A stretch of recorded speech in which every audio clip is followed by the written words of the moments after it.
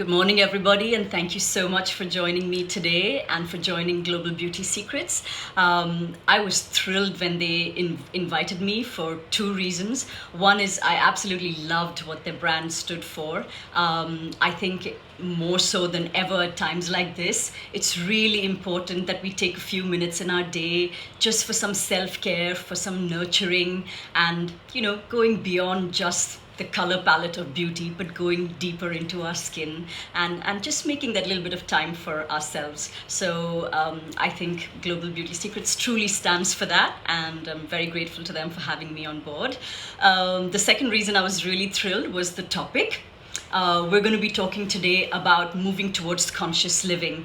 All over the world, we are either but we're able to see beyond the days when we're going to be cooped up, when we're going to be in lockdown. So this is the best chance for us to prepare for what we would like our lives to look like going forward. And really, there is so much that is in our hands.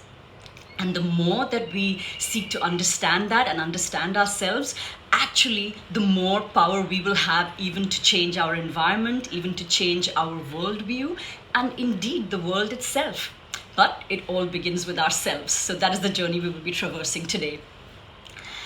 Just to introduce myself, hello, I'm Sandhya Krishnan. I'm a life coach. Thank you for all the love.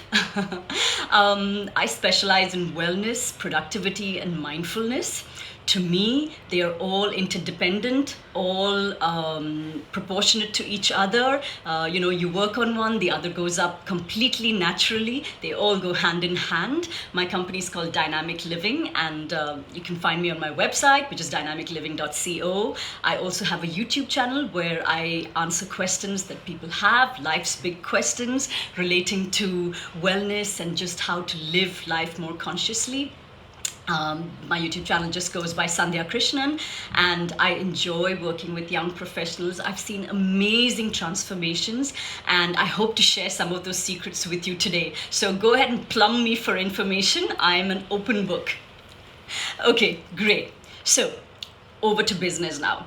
Let's talk about conscious living. Let's just start by defining it. Let me start by asking you what conscious living is not. What is the opposite of conscious living? Go ahead and just type your answers. Keep the comments coming. I love for things to be interactive. What is unconscious living? The opposite of conscious living to any of us. Let me see by asking you, do you remember what you had for dinner last night? Does anybody remember what they had for dinner last night? What they had for lunch yesterday? Do you remember what you wore yesterday? Wait, did I think about that? Okay, the fact is that the reason we're not able to remember these things, or if you did remember yesterday's, you probably won't remember the day before's, so we all have different degrees of it, of course. The fact is that we do a lot of things on autopilot. Now, is this a good thing or a bad thing? The fact is that to some extent, we do need to do things on autopilot. What is autopilot behavior? It's essentially our brain sort of doing things, trying to make sense of the immense amount of data that it has all around us and putting certain things into the autopilot mode, right? Like, so when you wake up in the morning, you don't have to think about your morning routine typically. Okay, sandwich, very good. But now what did you eat on Monday then would be my next question. So there was no getting out of that trap. Bogus vanity. So what we do is we get up, we brush our teeth, we put on our clothes, we go into work. There's so many decisions that we make in a day, and we don't really realize this.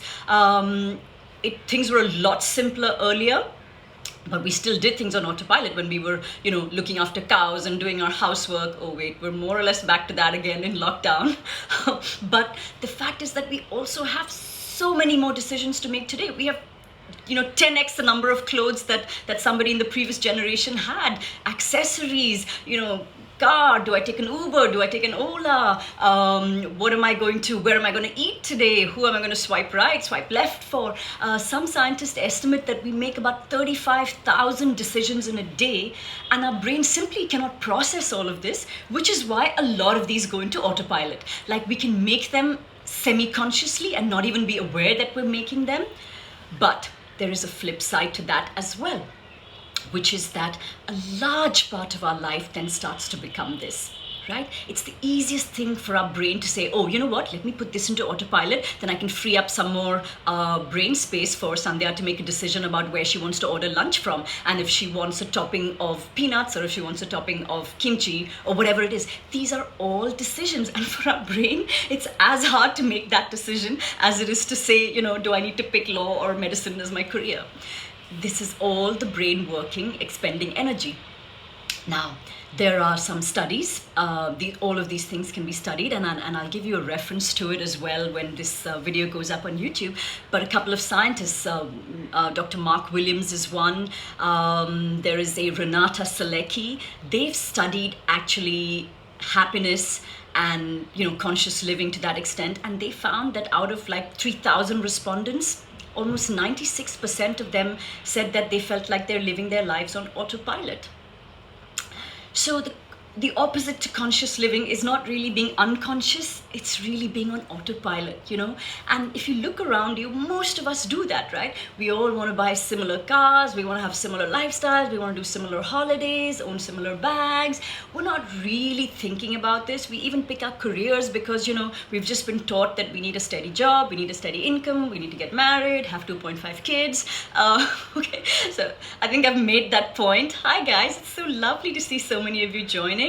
Go ahead, ask questions, give me your feedback, comments through the chat. Let's make this interactive, just in case you missed it at the beginning. So what does this mean? If we're on autopilot, what then is actually going on in our brain? If I already, just know that I'm going to pick up the brown shoes, whatever, I'm going to put it on, I'm going to go drive. We're doing so many of these things. Let's take a small example. When you're brushing your teeth, for example, what's going on in your brain at that time? Are you even aware of what your brain is doing? If you're excited about something big that's going to happen, then you're probably consciously thinking about it, right? Oh, I have this Instagram live today. I'm so excited to do it. Let's see who's going to come. Let me see what questions are going to come. But this is very, very rare. Suchita Singh, talking about ambition, shouldn't we pursue our personal ambitions now while we're young and then think about others and the world? Suchita, very good question. We're going to talk about that a little later. We'll talk about ambition and its place in conscious living as well. Thank you for that. I'll keep that on hold for now. We're talking about what we think about when we brush our teeth right now, right? The fact is that when we are on our autopilot activities, very often our mind is in just this sort of wandering state. And this isn't just layperson speak, literally it's called mind wandering. There's another study done by a psychologist called Matthew Killingsworth and Daniel Gilbert, if I'm not mistaken. It's called stumbling on happiness, right? And they found that we spend almost half of our day in this state of mind wandering. Now, is this like a happy wandering, like when you're, a child and playing a game and you're just trying to make sense of ideas coming into your head? No, this is actually the kind of mind wandering. It's like our brain parsing through information, data, trying to look for threats, trying to look for things that can harm us, all of which would have been very, very crucial if we were living as cavemen and there were going to be like tigers coming out to kill us. I keep using the reference of tigers. I think I'm giving them such a bad rep, but whatever. Essentially, what I'm trying to say is that it's our brain looking for threats, and it needs that in order for survival. But the fact is that today our threats come in so many different forms, right? They come in they come as like fear of loss of job. Let's talk about some of the anxieties that we have right now. Aishwarya, what are the foundations of conscious living? Basically, if someone wants to start on this path, how can one really start practicing? Again, an excellent question. That is the sum and substance of this talk. If you could just hold on and go with the flow, let's let the questions come about, let's have the questions about what we're talking about right now, for starters, if you don't mind. But I will get to it, I promise. So when we are in this state, we're basically looking for threats, right? And our brain is naturally going to go towards thoughts like, what if I lose my job? What if there won't be any my lifestyle is going to go down? What if I'm going to have to give up my car? these are the kind of thoughts that our brain wandering tends to go towards. Not so much thoughts of future thinking and happiness and how to plan our lives. That requires our conscious brain. That requires our neocortex to be engaged, which is not really happening in this sort of passive mind wandering that happens. So how then do we switch on this conscious brain? How then do we pick our choices to go towards a more conscious life? And that was the question that was just asked now as well. Why don't I put that question to you and let me hear from you what you think the elements of a conscious life are. Say you wanted to go forth post the lockdown and completely redefine your life. What would be the key aspects of what this sort of life would look like for us? Let's start with the basics. It's always good to start with the basics. What do you need to go forward consciously? Number one, healthy body. Why would I say that was number one?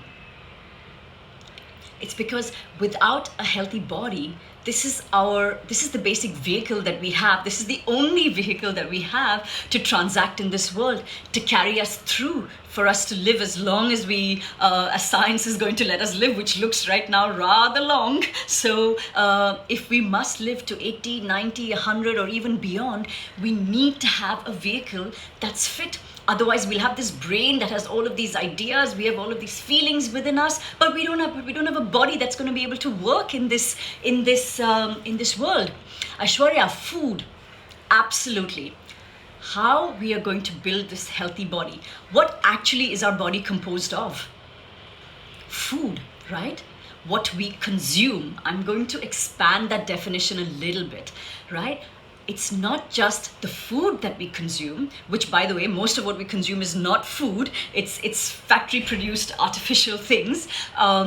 Real food, the simple definition for food is to see how close it is to its natural source when it had breath in it, or a pulse in it, or life in it, to what form it is on your plate.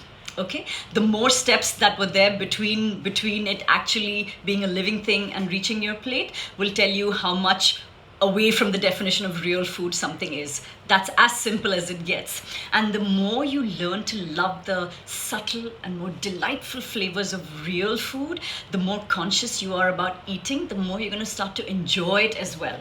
So if there's one thing that I would say about food, it is that let that be a conscious process. Don't multitask when you're eating. Honor the food that you're eating. I'm not saying that everybody must turn vegan in order to be conscious living. You can make your choices, but make them consciously. If there is an animal dying, if there is, even if it's dairy, do keep in mind that all of this is something that somebody or some creature or some plant has given up to be here. So let's just be mindful and honor what is on our plates. That's the first step towards conscious living. So thank you for that, Aishwarya. What else do we need for this healthy body that's going to carry us right through and keep us blazing consciously in this world? Exercise, right? How are we going to look after this body? We would love to, all have six packs and like a fabulously toned body. Hi, Anisha. But the fact is that real fitness doesn't have to look very dramatic. All we need to do is few basic elements. We need to have good cardiovascular strength. That's like any kind of activity that's going to get your breath and your heart rate going up. We need some kind of endurance exercise, resistance exercise, in order to build up our muscles, which also then leads to higher metabolism, faster fat burn, also prevents injury, helps us heal a lot faster. And we need to do some sort of basic flexibility exercises. This keeps us limber. This keeps us being able to completely function in multiple activities. And then when we do something unusual with our body, like picking up a heavy load, or now when we're all having to do a lot more housework than we might otherwise have been used to, our bodies are limber enough, flexible enough that it's not going to seize, right? A catch is essentially your muscles bunching up to protect a particular part of your body, because it's saying, oh my God, don't injure this part of the body. Let me quickly seize up all of these muscles so that I don't cause any further injury. So that's all the science there is to that. How we're going to incorporate it, I'm actually going to ask you, but again, it's not rocket science. What are the other aspects of conscious living? Let's think about the things that make us feel disengaged, make us feel mindless, stressed out. Where does all of this come? What part of all of, where does all of this lie? And what controls all of this? This lies in our emotions, all right? So our emotions will actually determine a large part of the quality of our life. Some of us are naturally optimistic, but the fact is that a lot more of us tend towards slightly more pessimism. And again, the reason for this is because our prehistoric brain, in that sense, is attuned to looking for threats, is looking for things that could actually harm us, that could actually cause damage to us. And at times like this, when there's so much uncertainty, we revert to these older patterns. Sometimes this just runs in families. You know, you see certain families just are more sort of cautious than others, more pessimistic than others, more wary or more suspicious than others.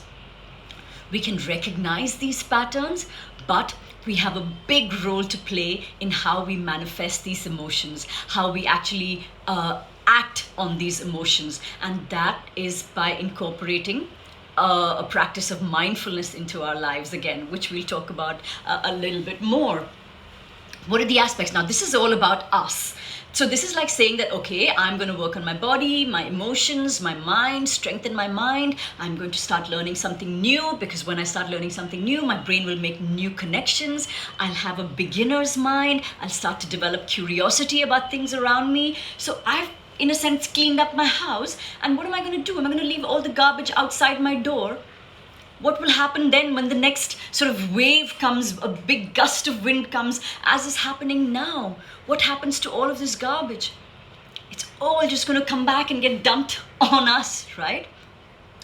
And that is why it is so important for us to have this sense of interbeing, this sense of feeling connected with our society, with our planet, with nature around us.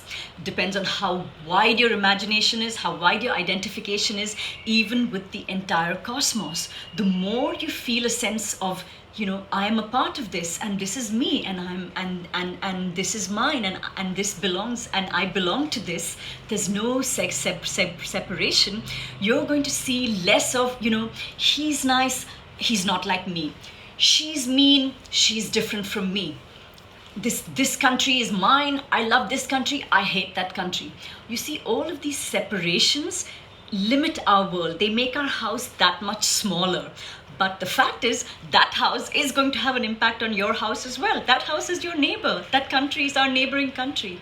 The more we have this feeling of, you know, it matters to me what's going to happen to the Maldives, because if temperatures rise by 2 degrees, the Maldives is going to go completely under. Is that going to impact me? Yes, it is. And we've never before had a chance to see that than now, right? The things that happen in any one part of the world will have an impact all over the world. The things that happen in one part of the cosmos will have an impact all over the cosmos. So the more we widen our circles of identification, the more conscious our living becomes. So like I said, it begins with our society. And let's talk first about our immediate society, okay? I always like to start with close, and then we move into bigger circles around us. There is a very famous saying, different people have said this in different ways, that you are the company you keep, you are the average of the 5 people you spend the most amount of time with. I have to say, when I first heard that, I was really horrified, because I always thought that, you know what, it's important to have friends who you lift up, and it's great to have friends who don't share the same values as you, because then you can have, you know, fabulous intellectual debates, things like that. But there's a slight difference. When you've decided to live consciously, and again, I'd say even before friends, and back at looking at ourselves, one very big aspect that I've missed out on, besides working on your emotions, your mind, we also need to know what direction we want to move in, right? Because if we are stagnant, anything in the universe that stagnates starts to deteriorate. You can see the same for our bodies, our minds, anything in nature, right? You just keep an apple lying on a table. 4 days later, it is just mush. It is gray, it is dead, and it is completely of no use to anybody. Everything in the universe is born, it grows, it dies, and that's going to happen with our planet as well. It's going to happen with our solar system. It certainly is going to happen to our bodies and minds. So we know that as a given. What are we going to do then? So we know now that we need to keep moving. Now, we can just choose to go, where the wind blows, where life takes us. But what that also means is that when life takes us in a direction that's not so pleasant, we are helpless to go there because we don't have any tools to navigate, right? If we get thrown into a storm such as this, we're just gonna be tossed about, or we might even sink, as is happening to so many of us. So we do need a rudder, we do need a guide, we do need to have a direction that we need to go into our lives. We do need purpose. And how do we find that purpose? The easiest way to find the purpose is to understand yourself, understand what your intrinsic motivations are. And our body, our emotions, our mind is always giving us these cues. We're just not always in tune with them, right? So again, a mindfulness practice helps you come so much more in tune with this. You choose your purpose. Now, on this purpose, it's no fun to travel alone. In fact, one of the things that in fitness and in wellness that we always encourage is for people to do it with somebody else, because then you're so much stronger. Yes, Suchita, go ahead and ask your question. So I hope I've answered your question about what the first steps of conscious living are. And purpose, ambition, good ambition, bad ambition. To that question, I will say the answer is when your purpose is sort of in alignment with the direction that the whole world is going, right? It's a purpose that encompasses oneness, that wants the well-being of many others, that is mindful of the impact that your actions will have, as far-reaching as you can possibly imagine. That's when your ambition, your purpose get aligned. It's what we call dharma, because it says that it's your energies are flowing in the same directions as the energies of the universe even, right? And that's when we feel like we have a tailwind and we can go so far.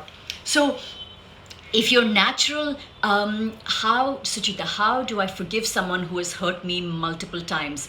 Managing emotions, very, very good question. I'm going to come to that in just a second. When we are in our purpose, say my natural energy is in the area of people. I enjoy interacting with people, and I love sort of understanding where they come from, seeing their potential, helping them get better. But somewhere in my upbringing, I've been told that if you get a job in finance, you're going to get a good salary, and that's what all you good middle class girls have to do, right? So I say, okay, no, I have to then get a job in finance because this is what I've been taught. This is my socialization. This is my autopilot brain. This is how we make those choices, and they all do exist. But it is for us to stop and say, who am I? What can give me that tailwind to achieve something more than I could ever have imagined possible? For that, if I had chosen a job in finance, I know I can get to a particular degree of success. I might be able to buy myself a house, I might be able to buy myself a car and take 2 holidays in a year. But it's going to be almost like I'm swimming upstream all the time. The flow is this way and I'm going up against it, and it is so much effort until I can't wait to retire, stop, and I'm like, oh my God, finally I can relax, finally I can be myself. You see that happening very often with people who have midlife crises, right? However, if you're in your flow, you're almost like helpless to stop. You see stories of people. Look at our former president, Abdul Kalam. He died on stage doing the thing that was his dharma.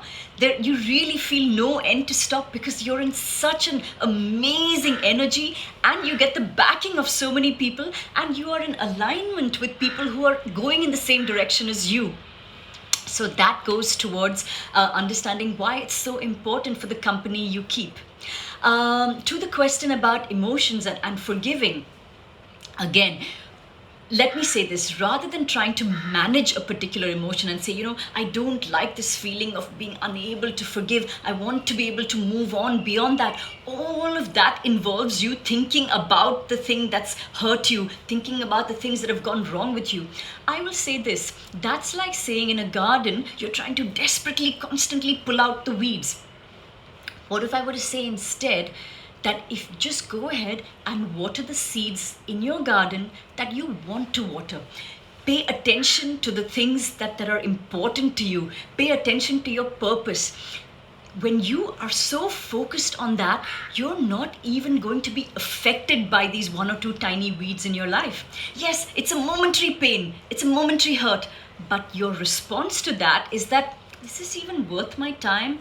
Is this person important in my life? Is this person bringing something to my life? And sometimes the answer may be yes. Sometimes our closest family members are the ones that hurt us. In which case we orient ourselves. You're like, I know this is who the person is. I know this is my mom. I know she says hurtful things. You recognize that acceptance. There's no question of forgiveness then in that. This is your mom. You have an obligation towards your mom. You are in a purpose. Are you going to spend 5 hours ruminating? You will if your brain is on autopilot. But if you're so busy having fun with this purpose that you found and with this game that life has become and all of this amazing energy that you have consciously put around you, you're going to have no time to even pay attention to these sort of things. So it is my hope for you that forgiveness will come automatically, right? You'll also be able to see the suffering of others once you become more conscious. Very often people hurt others as because of some insecurity within them, because of some suffering or ignorance within them. It's rarely done with an intention to actually cause harm. The harm comes only when we open ourselves up to keep ourselves available to it. Nobody can hurt you without your permission. That is the bottom line, right? Now in all of this, this is where also like a spiritual practice, a mindfulness practice comes in. If you do have a belief in God, that's wonderful. It then makes you feel like somebody's got your back, that you're not alone, that there is somebody looking out for you in this universe. That essentially is the role of God. All religions essentially talk about the brotherhood of man, how we are one, how we need to show gratitude. Again, like I said, with the food, we are constantly taking, eating, consuming. The sense of gratitude will make you feel that feeling of oneness, right? That, oh my God, all of this had to transpire for me to be here today, for me to be sitting in front of you even today. If I don't show gratitude for it, how will I ever repay that debt? That debt is going to come to collect one day or the other. If I have a sense of gratitude, I'm going to say, I'm going to give back. And that in turn takes attention away from our petty problems, our little weeds. And I don't even have time then to pay attention to all of this because I have so much to do, right? And it comes from a sense of joy. It comes from a sense of purpose. It comes from a sense of gratitude. You don't need to have a belief in God. If you don't, then essentially what a mindfulness practice is to understand that there is something within you, right? Many religions even say that, God is within you, and that the God within you is the same as the God outside, and that you are a child of God. So all of this says that there is something within us that we can come back to, that Godhead, that divinity, that deep source of energy, of bliss that we can constantly tap into. Conversely, when we forget this center of bliss, we tend to look for it in instant gratification, in pleasures, in outside in the world. But these little pleasures are very transitory, and they're all very conditional. I look for love in this person because he gives me security. The day he stops giving me security, I'm lost. I'm completely back in that sea and being tossed about again. Whereas if I come from a place of that, I know that I can take care of myself. I know that I'm happy. I know that I love myself. I know that I'm happiness within. Then my interaction with my partner will be that, hey, you're such a lovely person. I see you for the beautiful being that you are. Would you like to come on this journey of life with me? Not coming from a place of need, but coming from a place of companionship. Coming from a place of, let's join hands and together we are stronger. That then defines the quality of your relationships. Um, so that's essentially what conscious living boils down to. Just a few hacks and tricks for getting started on this journey. I know it sounds like a lot. Again, I'll give you a very personal example, and this is why I said that this topic was so personal to me. How do people typically embark on a conscious journey, switch off autopilot and say, oh my God, there's so much I have to do and that I haven't been doing? Usually they'll have like a big life-changing experience, right? Like in 2011, I think, I got extremely severe TB. Now, it was not like my life was a mess before that. The fact is that I was working out, I was super fit, I was running my business, I had kids, I was attending philosophy classes, but this was like 3 out of 7 things, or 3 out of 5 things maybe. What I wasn't taking care of was my mental health. What I wasn't doing was a mindfulness practice where I came back to myself. I had symptoms for 2 months and I wasn't even aware of them because I was so stressed out, so busy in my activity.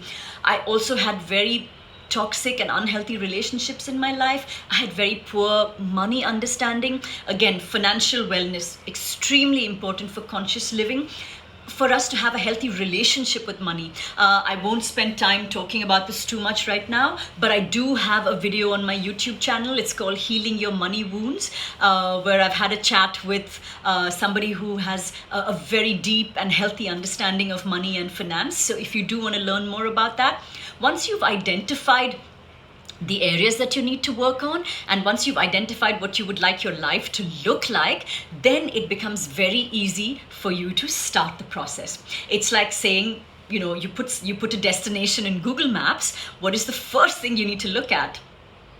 You are here, right? So the first step towards conscious living is to just take a recce of your existing life, where you are today. How are you doing on all of these parameters?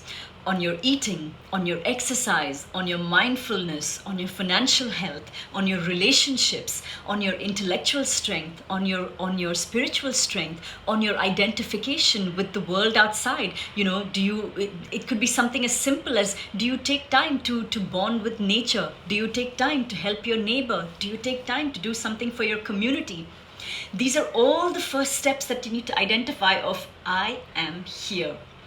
And then that's more than 50% of the work done, because you've stepped out of ignorance. So you don't actually need like a big life-changing experience for you to have this consciousness. Or if you did need one, we have one right here with COVID-19, right? Never before has the whole world received a wake-up call all in one go. And so this is our chance now for us to truly wake up, start making our choices consciously, evaluate what your purpose is like. And your purpose doesn't always have to be your job. It can be outside of that. Sometimes we are constrained by our training or certain obligations. You might have a mortgage, you might have loans to pay off, and that's all right as well.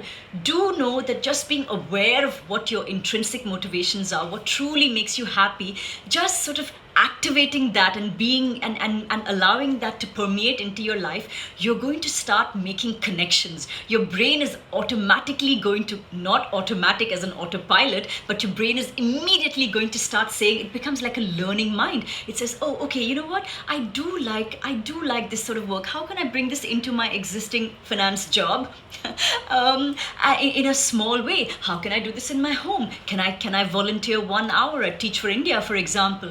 You'll start finding ways to bring that into your life in a way that will give you bliss.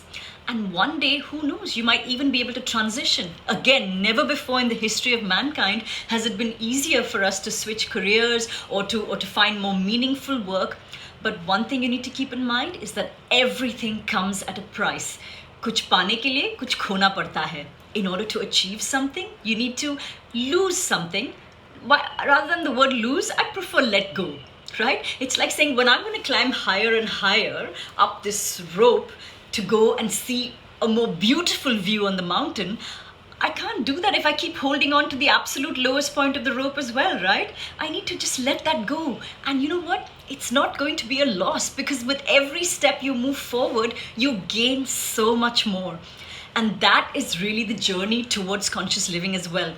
baby steps, little by little, whether it comes to fitness, whether it comes to eating, whether it comes to being more conscious in terms of your society. Look at where you are. Look at the next best thing that you can do. Just one step forward. And for this, I will say that yes, sometimes social media, sometimes the sort of stories that we're fed can be very, very misleading. We see for fitness, for example, we have all of these dramatic transformational pictures that you see, before 110 kilos, after 65 kilos. The fact is that there was a whole year that went between that 110 and 65. And yes, for most of us, even the most deep-rooted of our unhealthy or unconscious habits can be uprooted within a year. Okay, for a few of us, it could take a little bit longer than that even. Typically, some things will start to transform within 2 weeks, some things within 3 months, some things take 6 months. Give it a year and you can get a 180 degree, a complete transformation in your life. That's almost a guarantee. But it requires daily, regular, consistent effort in small steps. Okay, we're not Beyonce who's just had a baby and has got to show up on the stage for Coachella. We're in no hurry. We just need to build these every day. We're moving a little bit forward towards truly conscious living. And that is my hope, that we can do all of this joyously. We can do this without a sense of judgment on ourselves, and certainly not to compare ourselves with anybody else or judge anybody else. Because you know what? Everybody's got their own starting points, and therefore everybody has their own journey. And that is what I wanted to share with you today. Enjoy the journey. Thank you so much for watching and for joining me today. Do we have any other questions, or is it a wrap for this morning? A big thank you again to Global Beauty Secrets. You guys have been fabulous and so supportive in this process. I deliberately picked this pendant because it kind of looks like your logo as well. So this has been a lovely partnership. Again, just a little bit of self-care. Use even for something like beauty.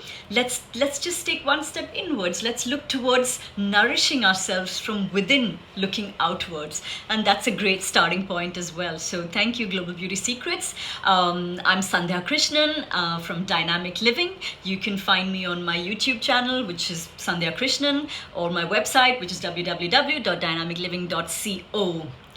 How long should I be meditating for? How can I make it a habit, Vogish? Good question. Again, starting point. If you're just starting, go with what's comfortable. Okay, we have all of these definitions of what like the perfect body, the perfect meditation, the perfect job looks like. These are just fallacies. The most important thing is look at your personality, what suits you, what you can commit to on a regular basis. So even if it's 2 minutes a day, even if it's while you're brushing your teeth, even if it's while you're making your tea, just to say that I'm coming back to myself, I'm enjoying my breath, I'm aware of my body, I'm aware of my thoughts. It's as simple as that. And there are 100 fabulous apps. You can do it before you sleep. If you have trouble sleeping, use that time as a lovely yoga nidra or a sleep meditation practice. And then you can do it for longer. You can do it for 20 minutes. Sometimes if I can't sleep, I've even done like an hour. Otherwise, I typically only do an hour when I'm in a monastic retreat. Literally, I would say 2 minutes, 6 days a week is better than 20 minutes once in 2 weeks. That's the bottom line. Same with exercise. Rather than going for one fancy class with a really famous trainer twice a week, it's much better to do 15 minutes in your house every day and get your body moving. Okay, so it is a fallacy that yes, I mean 3 days a week is better than 0 days a week. So go ahead and clock that if that's all that you can. But do keep in mind that our body is functional every day. And right now we are not functional because we spend most of our time sitting down when we're at our desk job anyway, not when we're cleaning the house. So if you are in fact cleaning your house, but think about also how these activities are. Some of them are tiring for us because we're not used to them. We're not actually doing a lot of heavy lifting, pulling water from the well. We don't have a wide enough range of activities in our everyday life. that can compensate and truly make us fit from cardiovascular endurance flexibility point of view. So you do need to incorporate some of that. In terms of meditating, like I said, start with 2 minutes, 4 minutes. 8 minutes a day has 8 minutes a day for 2 weeks has already started to show, you'll already start seeing the benefits of it. You'll already start to see that you're less reactive. You'll already start to notice that your stress levels are down. It should be a place that you enjoy going to and look forward to every day. That's the most important thing. So whether you want to do it with music, whether you want to do it with a guided meditation, whether you want to do it with a buddy, take your pick, enjoy. That's the most important. All right, we're 40 minutes in. Oh my. Anything else, or are we wrapping up again finally this time for today? Thank you all so much for joining me, for being so interactive. I hope you enjoyed this. I hope this has been helpful for you. If you have any questions, please go ahead and ask me even later. I'm right here, and it will be my honor to help you find more conscious living for yourselves. Be safe, everybody, and we will come out of this stronger, happier, and healthier. Thank you again.